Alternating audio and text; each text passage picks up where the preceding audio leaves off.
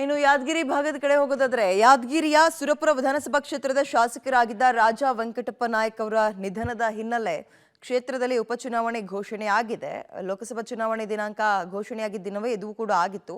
ಸದ್ಯ ಉಪಚುನಾವಣೆಯ ಅಖಾಡ ಕೂಡ ರಂಗೇರ್ತಾ ಇದೆ. ಬಿರು ಬಿಸಿಲಿನಲ್ಲೇ ಕಾಂಗ್ರೆಸ್ ಮತ್ತು ಬಿಜೆಪಿ ಅಭ್ಯರ್ಥಿಗಳು ಒಂದು ಕ್ಯಾನ್ವಸ್ ಅಲ್ಲಿ ತೊಡಗಿದ್ದಾರೆ.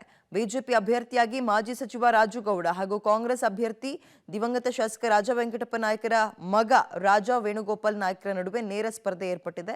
ಕಳೆದ ಬಾರಿ ಕೆಲಸ ಮಾಡಿದ್ರೂ ಸೋತಿದ್ದೀನಿ, ಈ ಸಲ ನನ್ನನ್ನು ಗೆಲ್ಲಿಸಬೇಕು ಅಂತ ಮಾಜಿ ಸಚಿವ ರಾಜು ಗೌಡ ಮತಯಾಚನೆಯನ್ನ ಮಾಡ್ತಾ ಇದ್ದಾರೆ.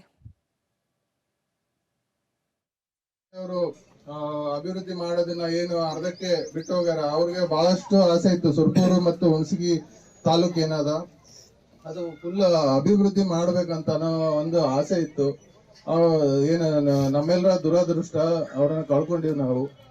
ಇವತ್ತಿನ ದಿವಸ ಮುಂದೇನು ದಿವಸಗಳು ಬರ್ತದ, ಆ ದಿವಸದಲ್ಲಿ ನಮ್ಮ ತಂದೆಯವ್ರು ಏನು ಕನಸುಗಳನ್ನ ಕಂಡಿದ್ರು. ಈಗ ಯಾರು ಗದ್ದೆಪುರ ಅಂದ್ರು, ಇದೇ CC ರೋಡ್ ಮಾಡ್ಬಿಟ್ಟು ಗದ್ದೆಮ್ಮ ದೇವಿಗೆ ಸೀರೆ ನೋಡಿಸ್ಬಿಟ್ಟು ಮಾಡ್ಬೇಕಂತ ಹೇಳಿ ನಮ್ಮ ತಂದೆಗೆ ಆಸೆ ಇತ್ತು.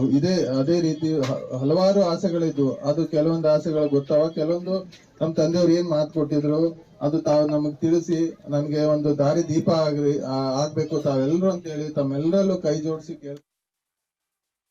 ಪಂಚಾಯತಿ ವೈಸ್ ಈಗ ಆಲ್ರೆಡಿ ಎಲ್ಲ ಕಾರ್ಯಕರ್ತರು ಕರೆಸಿ ಸಭೆ ಮಾಡಿದೆ. ಭಾಳ ಒಳ್ಳೆಯ ಥರದಿಂದ ಜನರು ರೆಸ್ಪಾನ್ಸ್ ಕೊಡ್ತಿದ್ದಾರೆ. ಯಾಕೆಂದರೆ ನಾವು ಈ ಚುನಾವಣೆ ನಾವೇನು ಬಯಸಿದ್ದಲ್ಲ, ಅನಿವಾರ್ಯವಾಗಿ ಬಂದಂಥ ಚುನಾವಣೆ. ಎಲ್ಲರೂ ದೇವ್ರು ನಿಮಗೊಂದು ಒಳ್ಳೆಯ ಅವಕಾಶ ಕೊಟ್ಟನ, ನಾವು ಈ ಸರಿ ಮತ್ತೆ ನಿಮ್ಗೆ ಅಧಿಕಾರ ಕೊಡ್ತೀವಿ ಅಂತೇಳಿ ಜನರು, ಕಾರ್ಯಕರ್ತರು, ಮುಖಂಡರೆಲ್ಲ ಪಣತೊಟ್ಟು ನಿಂತಿದ್ದಾರೆ. ಮತ್ತು ಸಾಕಷ್ಟು ಅಭಿವೃದ್ಧಿ ಕೆಲಸಗಳು ನಾವಿದ್ದಂಗೆ ಆಗಿದ್ದಾವೆ, ಈಗ ಕುಂಠಿತಗೊಂಡಿದೆ.